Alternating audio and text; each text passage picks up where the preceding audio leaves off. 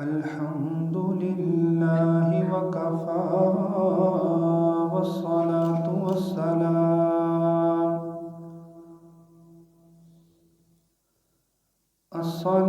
والسلام على عباده الذين اصطفى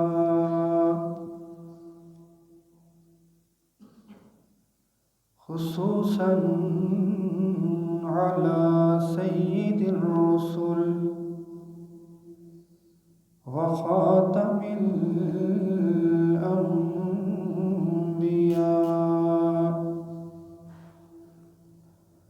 وعلى آله وأصحابه الأتقياء. أما بعد فأعوذ بالله من الشيطان الرجيم.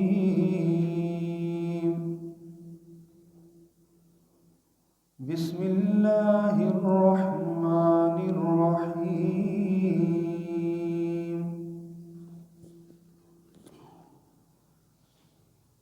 واكتب لنا في هذه الدنيا حسنة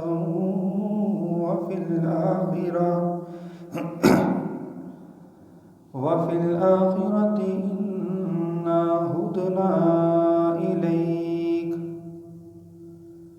قال عذابي أصيب به من أشاء ورحمتي وسعت كل شيء فسأكتبها للذين يتقون ويؤتون الزكاة والذين هم بآياتنا يؤمنون. صدق الله العظيم.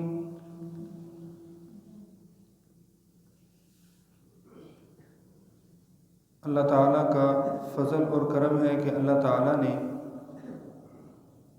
ایمان کی حالت میں جمعۃ المبارک کی نماز ادا کرنے کے لیے حاضر ہونے کی توفیق عطا فرمائی.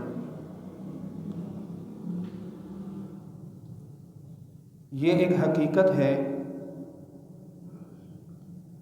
کہ ہر دور میں سماج کے جو افراد ہیں ان میں تفاوت رہا ہے. کچھ لوگ امیری کی زندگی بسر کر رہے ہوتے ہیں اور کچھ لوگ تنگ دستی میں اپنا وقت پورا کرتے ہیں. امیر اور غریب کی یہ تقسیم ابتدا سے چلی آ رہی ہے اور ہر دور میں ہر جگہ پر رہی ہے. اور یہ تقسیم اگر نہ ہوتی تو پھر بھی بہت مشکل تھی، اس لیے کہ اگر سارے کے سارے معاشرے کے افراد جتنے بھی لوگ کسی بھی معاشرے میں بستے ہیں اگر وہ معاشی طور پہ ایک ہی طرح ہوتے، سارے کے سارے امیر ہوتے تو پھر بھی کسی کی ضرورت پوری کبھی بھی نہ ہوتی. ہر آدمی جو ہے وہ امیر سے امیر تر ہوتا تو کبھی ڈھونڈنے سے بھی کوئی ایسا بندہ نہ ملتا جو آ کے گھر بنا کے دے. جو جوتا خراب ہو گیا تو اس کو صحیح کر کے دے.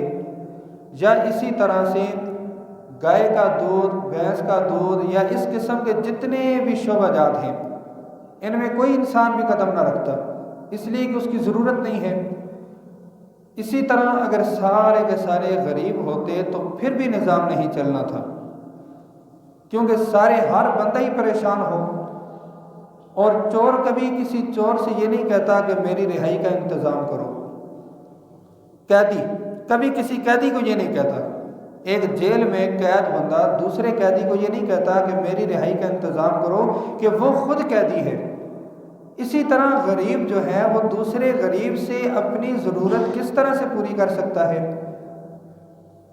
تو اس لیے یہ تقسیم رکھی گئی کہ بعض لوگ مالدار ہیں اور بعض لوگ مال کے لحاظ سے کم ہیں. اور اس میں بھی اللہ رب العالمین نے ایک حکمت بیان کی ہے. فرمایا وَهُوَ الَّذِي جَعَلَكُمْ خَلَائِفَ الْأَرْضِ، سورہ الانعام 8واں سپارہ ہے، آیت نمبر 165۔ فرمایا کہ اللہ رب العالمین وہ ذات ہے جس نے زمین میں تمہیں خلیفہ بنایا۔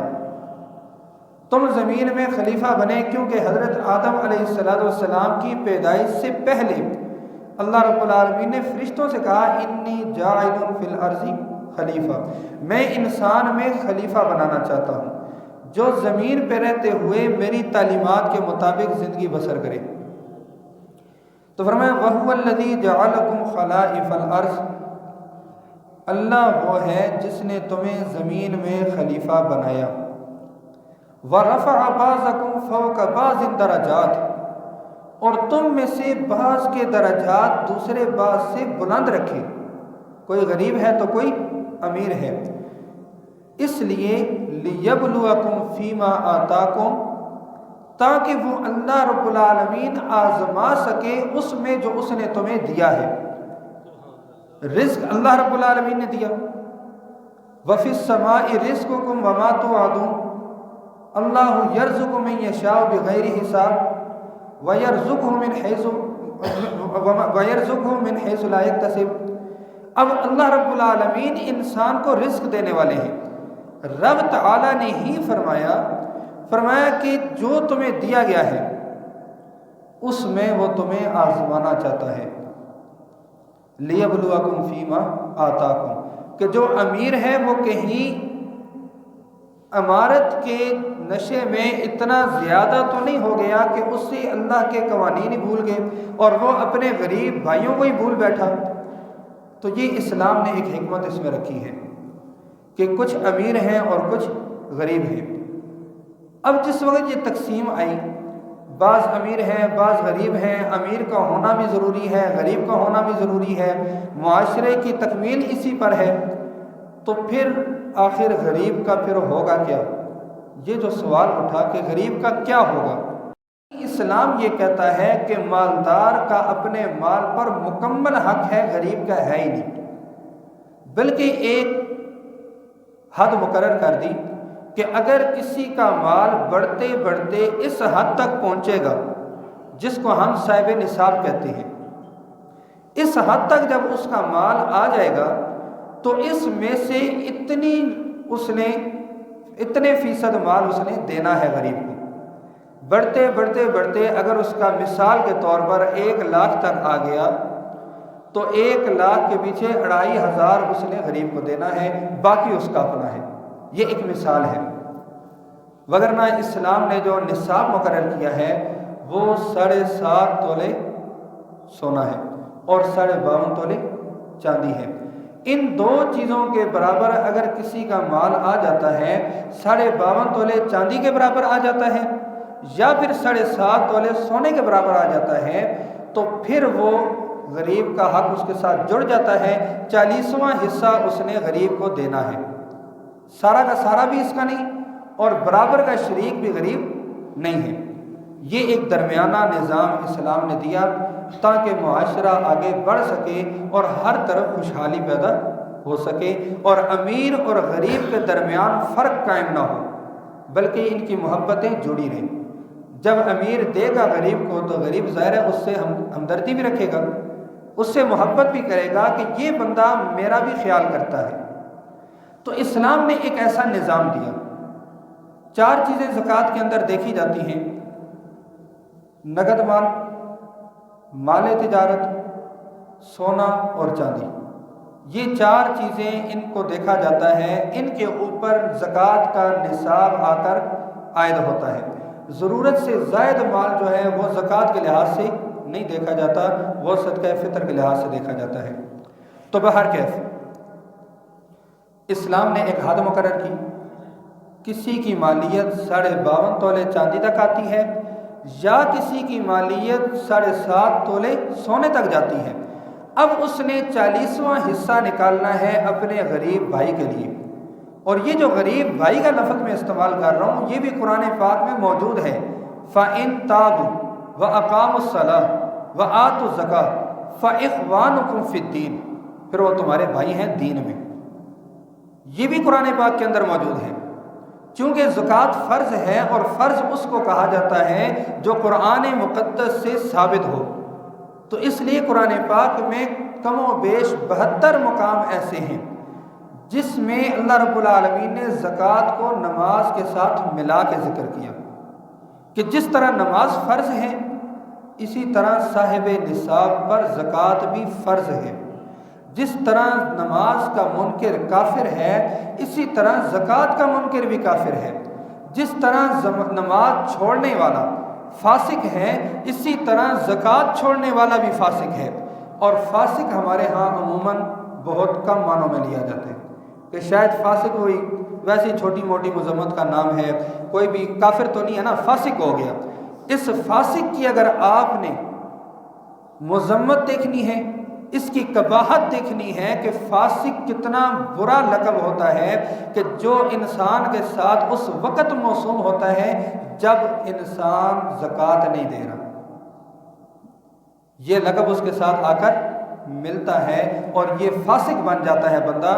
یہ اتنا برا ہے، اللہ رب العالمین نے فرمایا کہ جب بھی معاشرے کے اندر کبھی گواہی کی ضرورت پیش آ جائے، گواہی دینی پڑ جائے اور مسلمانوں کے درمیان صلح قائم ہونی ہے، ایک کو حق ملنا ہے، ظالم کو سزا ملنی ہے، گواہی کا یہی مقصد ہوتا ہے۔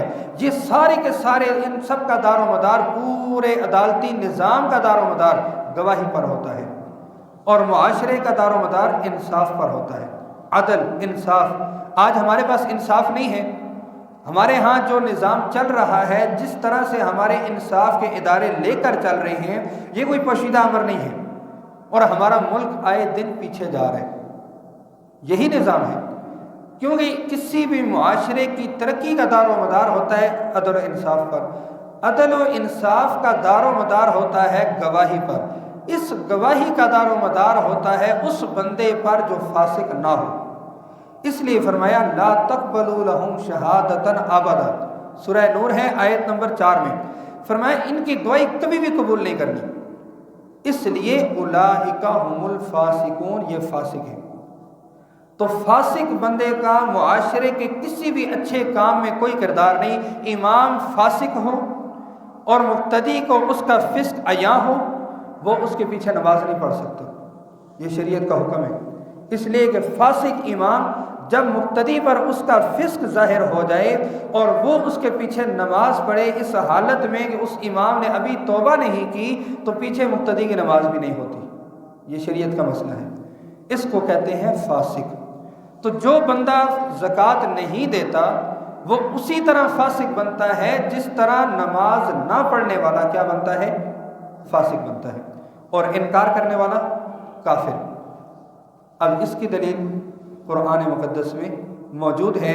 اللہ رب العالمین نے زکوٰۃ دینے والوں کو ایمان کی نشانیوں میں شمار کیا، اسی طرح جو زکوٰۃ نہیں دیتے ان کو رب تعالیٰ نے کفر کے ساتھ ذکر کیا، فرمایا وہ مشرک ہے، وہ کافر ہے۔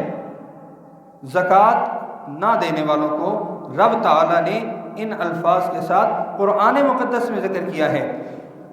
اب جہاں پر اللہ تعالیٰ نے زکوٰۃ والوں کو ایمان والوں سے ذکر کیا، وہ مقام سورہ الاعراف کے اندر ہے 156 نمبر آیت میں۔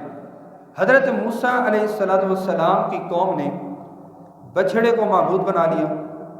جب حضرت موسیٰ علیہ السلام گئے کوئی طور پہ، ابھی وقت ہی کتنا گزرا تھا کہ پیچھے شرک شروع ہو گیا، اور سب سے زیادہ مذمت قرآن پاک میں اگر کی گئی ہے تو شرک کی گئی ہے۔ حضرت موسیٰ علیہ السلام کی قوم نے بھی یہی کام کیا، ان الذین اتخذوا العجل سینالهم، انہوں نے بچڑے کو معبود بنایا۔ اب اللہ رب العالمین نے فرمایا کہ یہ اللہ کے عذاب کا، اللہ کے غضب کا سبب بنا، یہ بچڑے کو معبود بنانا۔ یہ سلسلہ آگے چلا تو حضرت موسیٰ علیہ السلام نے 70 بندوں کو چنا کہ تم آؤ، اور جاتے ہیں اسی جگہ پر اور اللہ رب العالمین سے دعا کرتے ہیں کہ اللہ رب العالمین ہمارے لیے راستے کھولے، کوئی کتاب نازل کرے، کوئی تعلیمات آئیں، کوئی اصول آئیں، تاکہ ہم آگے زندگی اس انداز سے بسر کر سکیں کہ ایک عرصے تک فرعون کے زیر سایہ، زیر تسلط یہ قوم رہی، تو اب نجات ملی ہے، تو اب نئے قوانین، اسلامی قوانین کے مطابق ہم زندگی بسر کریں۔ تو وہ جو 70 بندے اللہ حضرت موسیٰ علیہ السلام نے منتخب کیے، ان کے لیے حضرت موسیٰ علیہ السلام نے دعا مانگی۔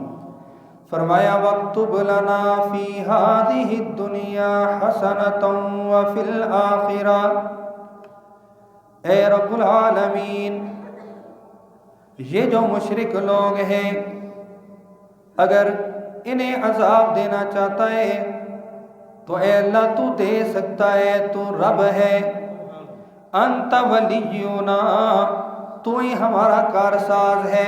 یہ موسیٰ کلیم اللہ کہہ رہے ہیں۔ حضرت موسیٰ وہ پیغمبر ہیں، قرآن میں سب سے زیادہ ان کا تذکرہ ہے۔ فرمایا انت ولینا، اے اللہ ہمارا تو کارساز ہے۔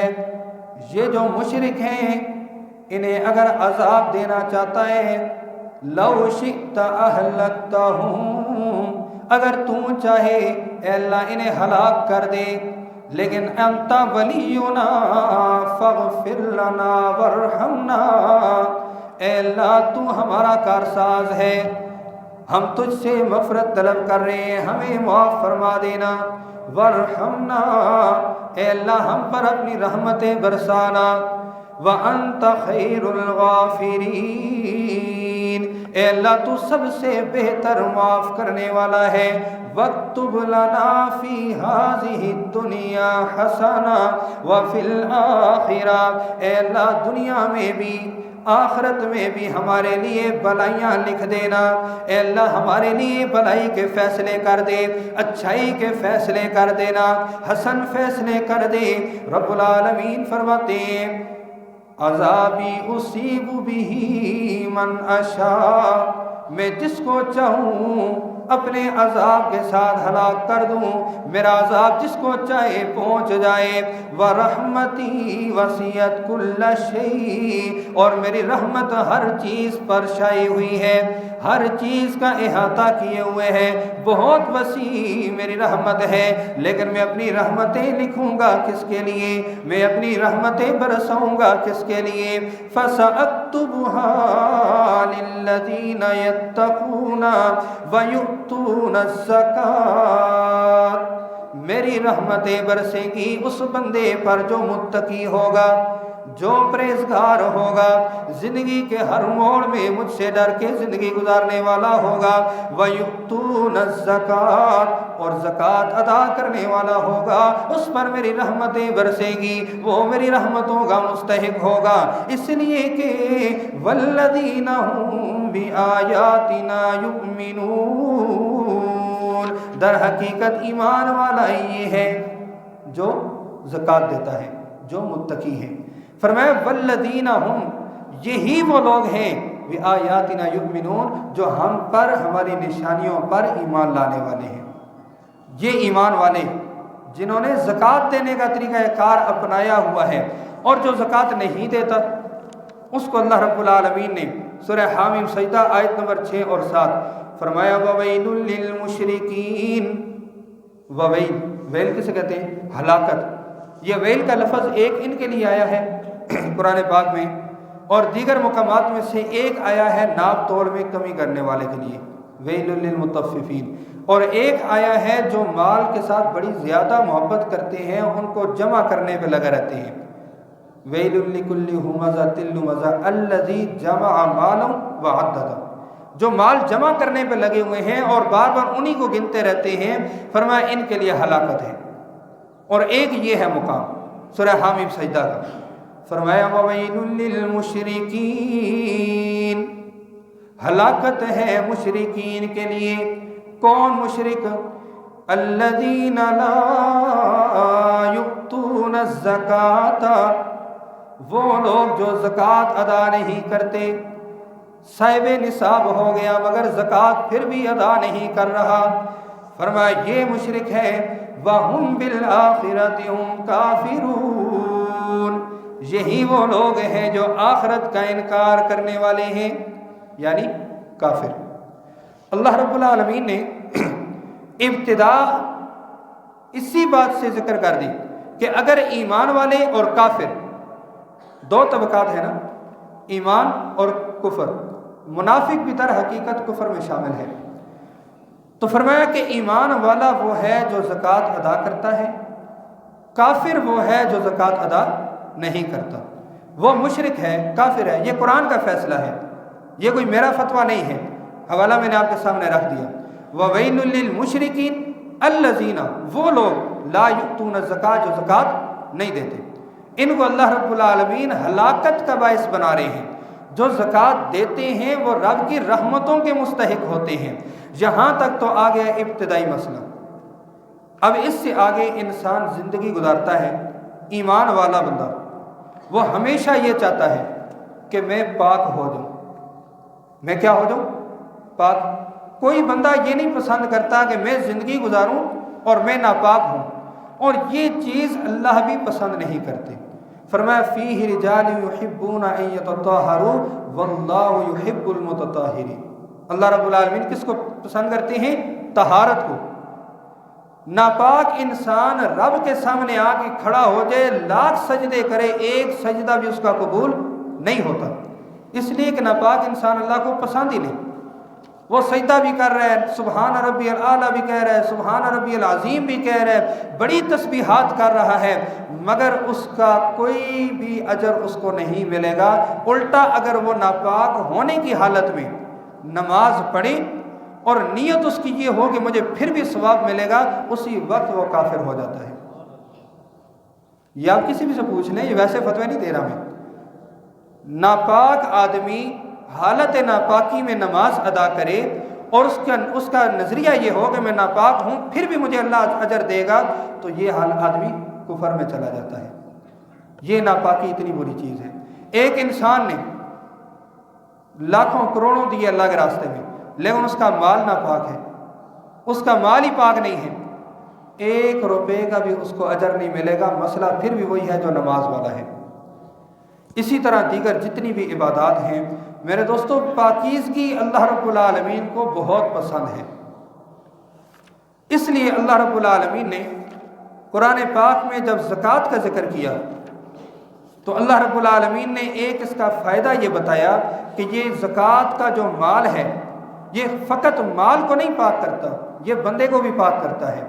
اس کے دل سے برے اخلاق نکل جاتے ہیں، اس کے دل سے کینہ نکل جاتا ہے، اس کے دل سے مال کی بے جا محبت نکل جاتی ہے، اس کے دل میں اللہ رب العالمین کی عظمت آ کر بیٹھتی ہے، اس کے اخلاق اعلیٰ ہو جاتے ہیں۔ وہ غریب کو انسان سمجھنے لگتا ہے، کیونکہ اگر انسان نہیں سمجھے گا تو اس کی عبادت ادا نہیں ہوگی۔ زکوٰۃ ایک مالی عبادت ہے، اس لیے اللہ رب العالمین نے قرآن پاک میں سورہ التوبہ 103 نمبر آیت کے اندر امام الانبیاء صلی اللہ علیہ وسلم سے فرمایا خذ من اموالہم صدقۃ تطہرہم۔ یہ اس کو آپ یوں بھی سمجھ سکتے ہیں کہ زکوٰۃ دینے والے کو یہ انفرادی فائدہ حاصل ہوتا ہے، اور اجتماعی کیا ہوتا ہے وہ اس کے بعد۔ انفرادی فائدہ کیا حاصل ہوتا ہے؟ اب یہ زندگی گزار رہا ہے نا، ایمان کے عالم میں آ گیا، اب یہ زندگی گزار رہے آگے، اب اس نے پاکیزہ زندگی گزارنی ہے، ناپاک ہو کے نہیں جانا، تزکیہ نفس کرنا ہے۔ قد افلح من تزکا، قرآن کہہ رہے قد افلح من تزکا، وہ کامیاب ہے جس نے تزکیہ کر لیا۔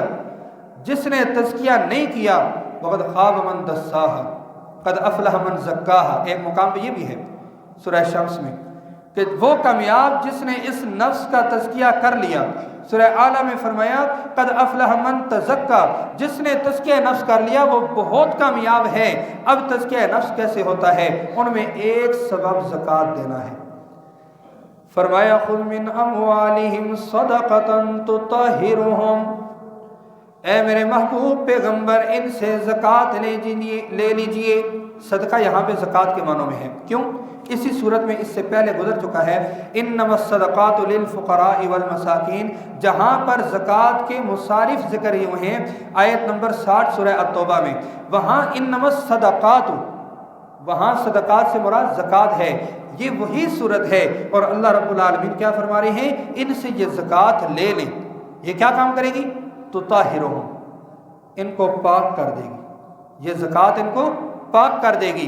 جب پاک ہوگے تو اللہ کے پسندیدہ بندے بن گئے، جب پاک ہوگے لا یمسہ الا المطہرون، کہ قرآن کو ہاتھ ہی وہ لگا سکتا ہے جو پاک ہے۔ اب یہ قرآن کے قریب آئیں گے، نماز پڑھیں گے، زکوٰۃ ادا کریں گے، حج ادا کریں گے، روزے رکھیں گے، ان کی ساری عبادات قبول ہوں گی، اس لیے کہ اب یہ پاک ہیں۔ وَتُزَكِّيهِمْ، ان کا تزکیہ نفس بھی ہوگا۔ جب تزکیہ نفس ہو جائے گا تو یہ بندے اب کامیاب ہو گئے۔ جن کو رب کامیاب کہہ دیتا ہے تو وہ پھر جہنم میں نہیں جایا کرتے، وہ جنت میں جایا کرتے ہیں۔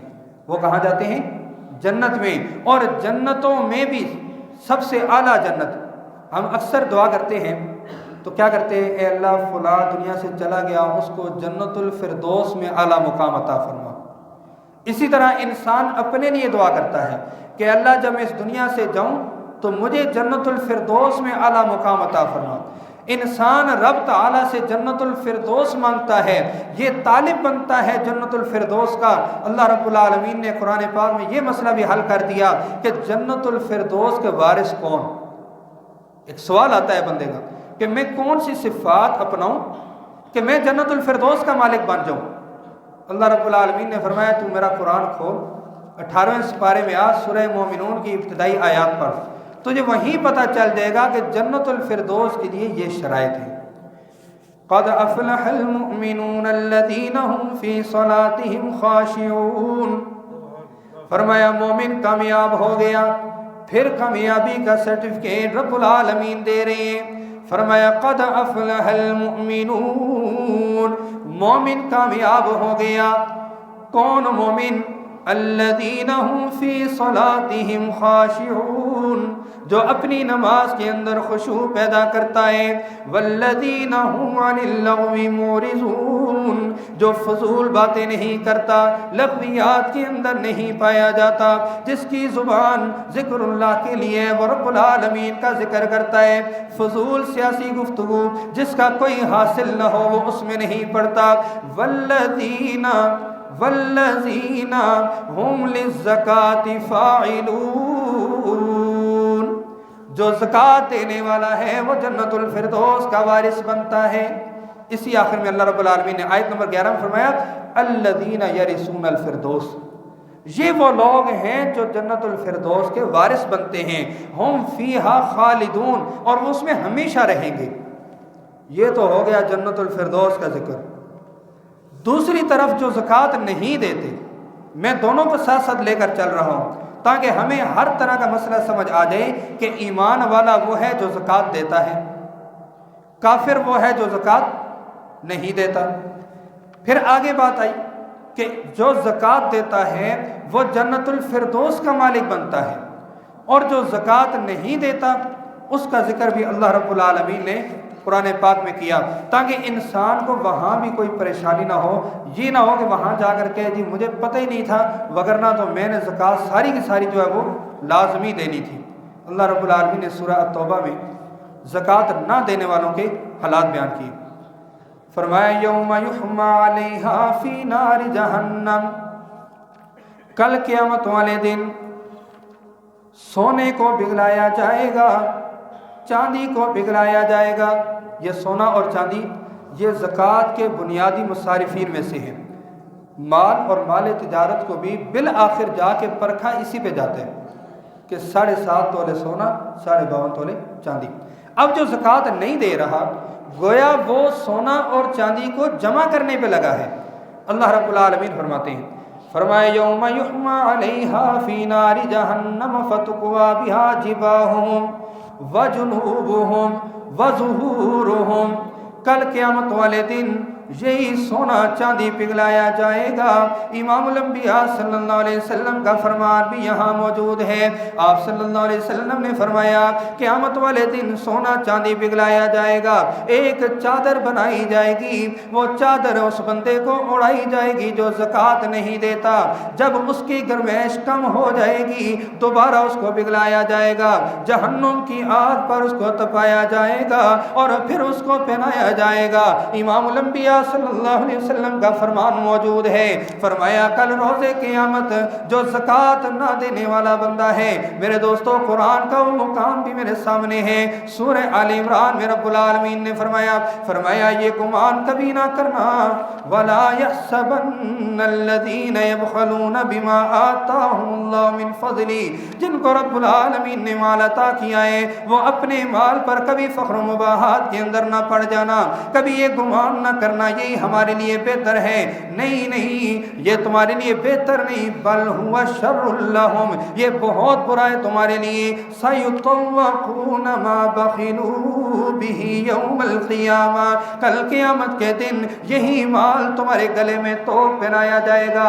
امام بخاری رحمہ اللہ علیہ اسی آیت کے تحت امام الانبیاء صلی اللہ علیہ وسلم کا فرمان لے کر آئے ہیں، فرمایا آپ صلی اللہ علیہ وسلم نے کل روز قیامت ایک گنجا سانپ جس کی آنکھوں پہ 2 ڈاٹس ہوں گے، نقطے ہوں گے، وہ انسان کے گلے میں توپ بن کر پہنایا جائے گا، وہ اژدہا اس کو بار بار رستا رہے گا اور زبان سے کہے گا انا مالو کا انا کنزو کا، میں تیرا مال ہوں، میں تیرا خزانہ ہوں، وہ خزانہ جس کو سورہ توبہ کہتی ہے ھذا ما کنزتم لانفسکم، او مالدار بندے تو نے دنیا میں اپنے لیے یہی خزانہ جمع کیا تھا نا، اسی کو تو گنتا رہتا تھا، اسی سے تو زکوٰۃ ادا نہیں کیا کرتا تھا، آج یہی تیرا خزانہ ہے، کبھی اس کی پیٹھ کو داغا جائے گا، کبھی اس کی پشتوں کو داغا جائے گا، کبھی اس کی پیشانی داغی جائے گی، کبھی اس کے اطراف کو داغا جائے گا اور کہا جائے گا فذوقوا ما کنتم تکنزون، یہی وہ خزانہ ہے جو تم دنیا میں جمع کرتا رہا ہے۔ یہ انسان کا انجام وہاں پر ہونا ہے۔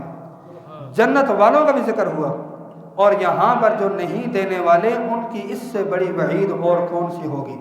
امام الانبیاء صلی اللہ علیہ وسلم نے فرمایا، ایک عربی آیا آپ صلی اللہ علیہ وسلم پر، یہاں بھی 2 حدیثیں دونوں سے تاکہ ہمیں مسئلہ چاہے امام الانبیاء صلی اللہ علیہ وسلم کے فرامین کی بھی برکتیں ہیں۔ قرآن پاک میں اور بھی آیات ہیں لیکن اب وقت مکمل ہو گیا، میں 2 احادیث آپ کے سامنے رکھتا ہوں۔ امام الانبیاء صلی اللہ علیہ وسلم کے پاس ایک اعرابی آیا اور آ کر کہتا ہے دلنی علی عمل، اے اللہ کے محبوب پیغمبر میری رہنمائی ایک ایسے عمل کی طرف کریں، اذا عملت، جب میں وہ عمل کر لوں، دخلت الجنہ، میں جنت میں چلا جاؤں۔ آپ صلی اللہ علیہ وسلم نے فرمایا اے عربی جب بھی عبادت کرے اللہ کے ساتھ کسی کو شریک نہ بنانا، یہ پہلا عمل، کسی کو شریک نہیں بنانا۔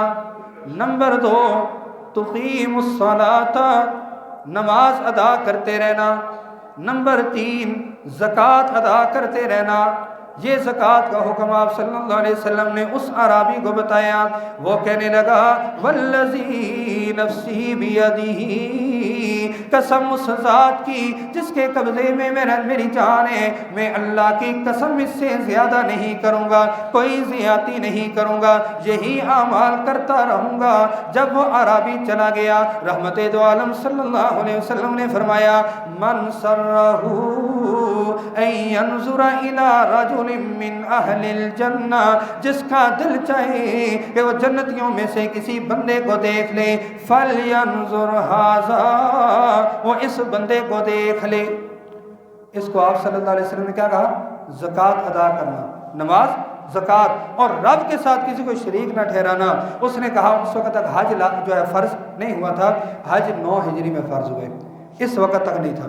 تو آپ صلی اللہ علیہ وسلم زکوٰۃ چونکہ سن 2 ہجری میں فرض ہوئی ہے اور نماز بھی سن 1 اور 2 کی روایات آتی ہیں، تو یہ ابتدائی عبادات ہیں۔ دوسری روایت آپ علیہ السلام نے فرمایا امرت، مجھے حکم دیا گیا ہے ان اقاتل الناس، یہاں تک کہ میں لوگوں کے ساتھ جہاد کروں، قتال کروں، اور وہ آخر اللہ رب العالمین کی گواہی، اللہ یشہد اللہ الہ الا اللہ، وہ یہ گواہی دے دیں کہ اللہ کے علاوہ کوئی اور معبود نہیں، یہاں تک کہ وہ گواہی دے دیں اللہ کے علاوہ کوئی معبود نہیں، ان محمد رسول اللہ، اور محمد اللہ کے رسول ہیں، نماز پڑھنے لگ جائیں اور زکوٰۃ دینے لگ جائیں۔ یہ آپ صلی اللہ علیہ وسلم کا فرمان ہے۔ آپ علیہ السلام نے فرمایا جو بندہ اس طرح کرنے لگ جائے گا، ان کا مال اور ان کی جان وہ مجھ سے محفوظ ہے، وَحِسَابُهُمْ عَلَى اللَّهِ، پھر ان کا حساب اللہ کے سپرد ہو جاتا ہے۔ یہ آپ علیہ السلام کے دو فرامین بھی آپ کے سامنے آ گئے اور قرآن پاک کی آیات بھی۔ تو اصل بات یہی ہے میرے دوستوں کہ زکوٰۃ کوئی ٹیکس نہیں ہے، یہ انسان کے لیے بہت قیمتی ہے، اس سے معاشرے میں بہت ساری بدعنوانیاں ختم ہو جاتی ہیں۔ آج چوری، رشوت اور دیگر جتنے بھی معاملات ہیں یہ اسی بنیاد پر ہیں، بالخصوص جب ایک غریب آخر ہینڈ ٹو موت ہو جاتا ہے تو پھر وہ ایک ایسا راستہ اختیار کرتا ہے کہ جس سے معاشرے میں یا تو اگر عورت ہے تو وہ زنا کا راستہ اختیار کرتی ہے کہ اس ذریعے پھر وہ اپنے بچوں کا پیٹ پال رہی ہوتی ہے، اور اگر مرد ہے تو وہ چوری کے راستے میں نکل جاتا ہے۔ تو اگر ہم یہ زکوٰۃ دینے والے بنتے ہیں تو معاشرتی لحاظ سے بھی معاشرے میں غربت نہیں رہتی۔ اس کی مثال عمر بن عبدالعزیز رحمہ اللہ علیہ کا دور موجود ہے کہ جب زکوٰۃ لینے والا کوئی نہیں تھا، تو آج ہمارے ہاں اگر یہ زکوٰۃ صحیح طور پر صحیح غریب تک پہنچنے لگ جائے اور امیر اپنی باقاعدہ زکوٰۃ ادا کرنے لگ جائے تو پھر معاشرے میں غربت ختم ہو سکتی ہے، ہم اغیار کی غلامی سے نکل سکتے ہیں۔ لیکن اگر ہم ایسا نہیں کرتے اور ہم صرف ٹیکسوں کی جو ہے وہ ادائیگی میں ہی لگے رہیں گے، قیامت تک ہم اسی قسم پرسی کے عالم میں پھر رہیں گے۔ اس لیے کہ جو نظام رب کے نظام سے ٹکراتا ہے وہ کبھی کامیاب نہیں ہوتا۔ اللہ رب العالمین سمجھنے کی، عمل کرنے کی توفیق عطا فرمائے۔